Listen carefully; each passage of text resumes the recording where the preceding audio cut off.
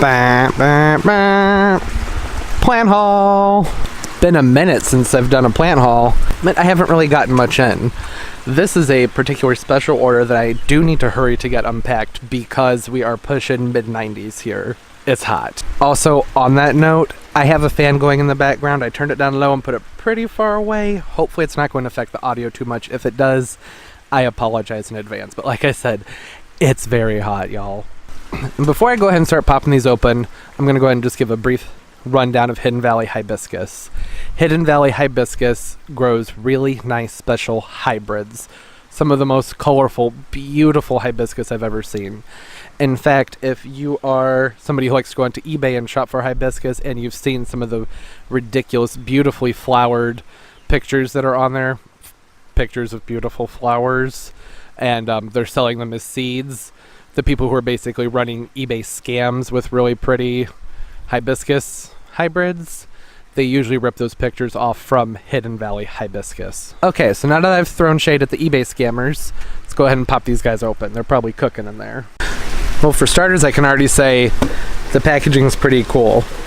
Go ahead and just cut it like that, pop it open, boom, hibiscus plants. This other package, though, there's kind of like a Russian doll situation happening. I'll get to that one in a minute. Let's start with this guy right here. Alright, looks like there's about 4 plants in here. Are they taped down? No, they just have dowels holding them up. First one we have here is the hibiscus Rosita. I bet the wind's gonna blow these guys over. And then we have cotton candy right here. This is Zanzibar. I don't know. Not really sure. I wonder if I should just lay those on their side to start with. Who's this? Pepper spray. That one looks really pretty. And lastly, Aphrodite. So there's these guys. I'm going to go ahead and get them out of their plastics. Like I said, it's very hot here. I don't want to cook their roots. They probably need to be watered. It looks like the box also came with some special care instructions. Right, and these are actually pretty good instructions. They suggest keeping your 4-inch pots, keeping them potted for about 2 weeks after they arrive, not to transplant them yet because of possible shipping stress. And they talk about fertilizer, not to transplant your 4-inch hibiscus into anything larger than an 8-inch or a 2-gallon pot, warm temperatures at night and through the winter because these are baby plants. This is very informative. Okay, they go about water, sun, fertilizing, pests, temperatures, staking them up. This is great. Very useful. I'm going to hold on to that. And this other box has more hibiscus in it, and I even see a bud. That's exciting. This is going to be hard to get out of here with one hand, and my tripod's broken, so I'm going to go ahead and unpack these and come right back. Woo! That's a big guy. This is Confection Perfection, which is actually one of my all-time favorite hibiscus hybrids. The color on Confection Perfection is by far my favorite.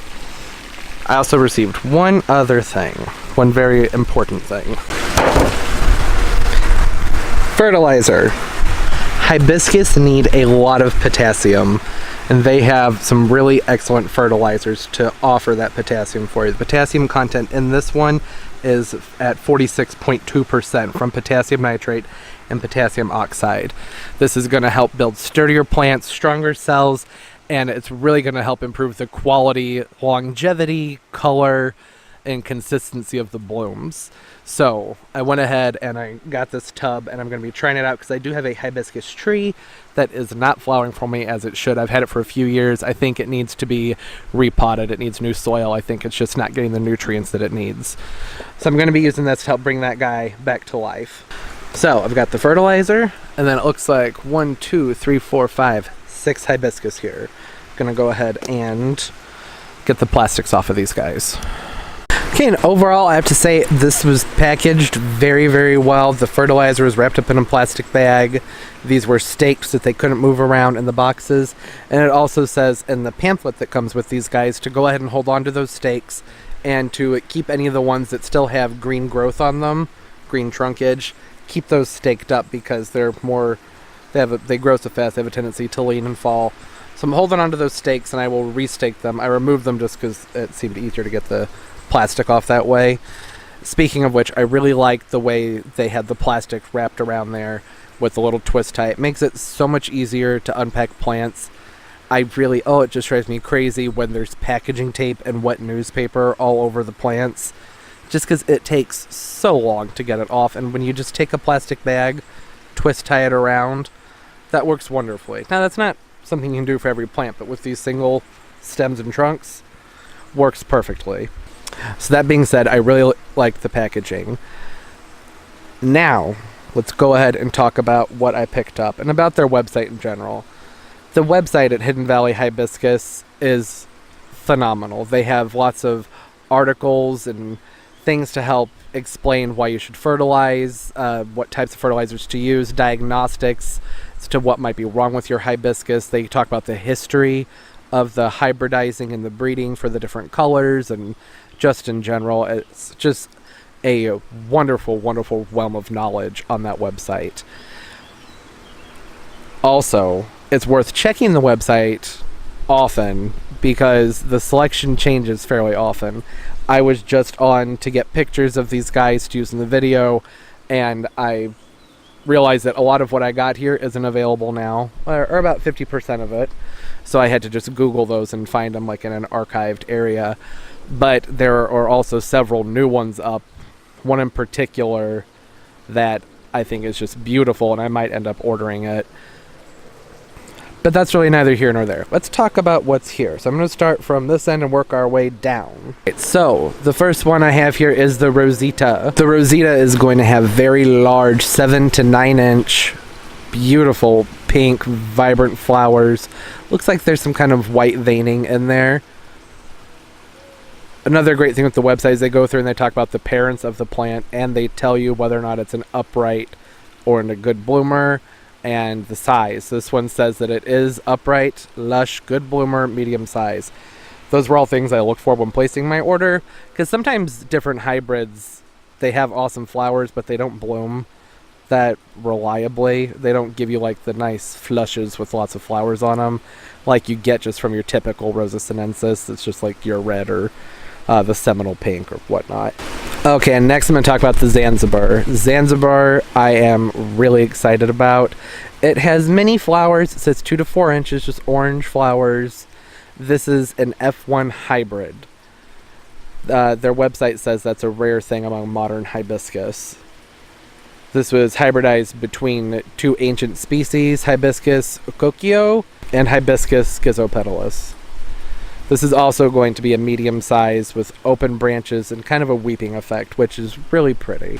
Okay, and next we have pepper spray. Pepper spray has nice big red flowers, 7 to 9 inches, with some white veining towards the center, kind of a whitish eye, it looks like on there. Its parents both have large flowers, so it should also have very large flowers. This is going to be a large, vigorous, fast-growing, tall, lush, and beautiful plant. Alright, Confection Perfection. That's the big guy in the back there. One of my absolute favorites. The flowers kind of change a little bit as it ages, but they're a nice, bright, bubblegum hot pink that fade into an orange and then a yellow. It's just a gorgeous, gorgeous plant. They have a nice form. Again, upright growth habit. And it says that this is about 4 to 6 feet tall in the ground over several years. So if you live someplace where you can grow this in the ground, this would be a nice, low, medium-sized shrub. Really, I'd say 4 to 6 feet. It's kind of a small shrub. Alright, now we have cotton candy. Cotton candy, the flowers are beautiful, absolutely stunning. Again, 7 to 9 inches. Another upright, medium-sized plant. And lastly, we have Aphrodite. You can see there's a slight variance in the flowers. That's probably as they age, or maybe soil conditions, or perhaps both or neither. Another upright plant. Upright is important. When I'm looking for hibiscus hybrids that have the really cool flowers on them, an upright growth habit's very important to me. A long time ago, I had a few hybrids, and what did they call them? They called them like Creole hibiscus, maybe? Cajun. They were Cajun hibiscus.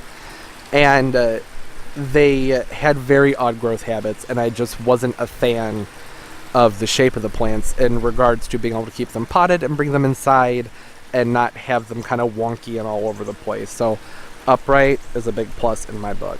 As far as the aftercare goes for these guys, it says to not really do anything with them for the first 2 weeks. I'm going to keep them watered. I'm going to keep mine in part sun. They've been in a dark package, and I believe they're located up north. I'm not positive, but that being the case, that means these are definitely greenhouse grown, if that is the situation. So I'm not going to put them directly into the blazing hot summer sun. I'm going to keep them in that part sun, keep them well watered. I'm going to go ahead and stake up, I think all of them. I might as well just go ahead and throw stakes on all of them for about 2 to 3 weeks, and then I will figure out what I'm going to do with repotting them. And on that note, there will be a separate video to come on hibiscus fertilizing and nutrients and diseases and control. If everybody's doing well, that's going to do it for today. Don't forget to like and subscribe if you haven't already. Go ahead and comment below. Let me know your experience if you've ever ordered from Hidden Valley Hibiscus, or if you have any tips on starting new hibiscus. And keep on growing. Bye-bye.